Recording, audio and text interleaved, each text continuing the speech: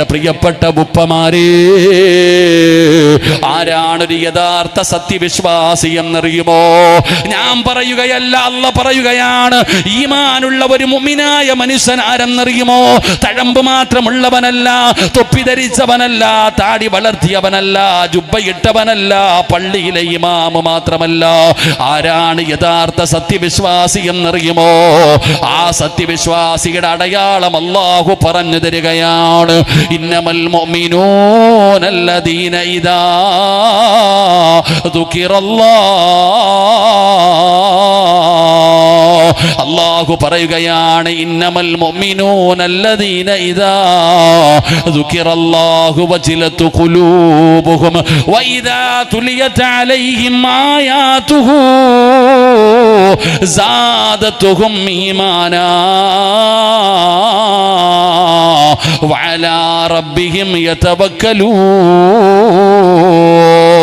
അല്ലാഹുവിന്റെ വിശുദ്ധമായ ഖുർആൻ പറയുന്നു, അല്ലാഹ് എന്ന് പറഞ്ഞാ പേടിക്കുമടോ.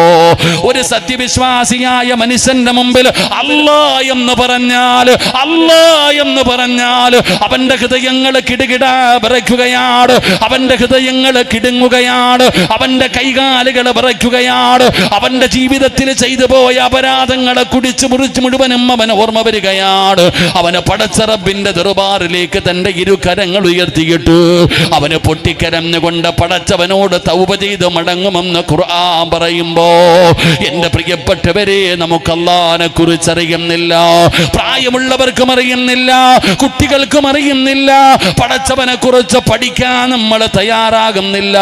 പടച്ചവനെ ഒരു മാതാവും പിതാവും തന്റെ മക്കൾക്ക് ആദ്യമായിട്ട് പറഞ്ഞു കൊടുക്കേണ്ടത് പടച്ച റബ്ബിനെ കുറിച്ചാണ്, അല്ലാഹുവിനെ കുറിച്ചാണ് പറഞ്ഞു കൊടുക്കേണ്ടത്. പിന്നെ നബിതങ്ങളെ കുറിച്ചാണ് പറഞ്ഞു കൊടുക്കേണ്ടത്. പിന്നെയാണ് ബാക്കിയുള്ള കാര്യങ്ങളെ കുറിച്ച് പറഞ്ഞു കൊടുക്കേണ്ടത്. പക്ഷേ ഇന്ന് ഏത് വാപ്പയാണ് അല്ലാഹുവിനെ കുറിച്ച് പറഞ്ഞു കൊടുക്കുന്നത്? പഠിപ്പിക്കണം സഹോദരാ. അല്ലാഹുവിനെ കുറിച്ച് നമ്മുടെ മക്കളോട് നമ്മൾ പഠിപ്പിച്ചു കൊടുക്കണം. ആ ചെറുപ്പത്തിലെ അല്ലാഹ് ആരാണെന്ന് നമ്മുടെ മക്കളുടെ ഹൃദയങ്ങളിലേക്ക് കല്ലിൽ കുത്തിവെച്ചതുപോലെ നമ്മൾ പറഞ്ഞു കുത്തിവെക്കണം സഹോദരാ.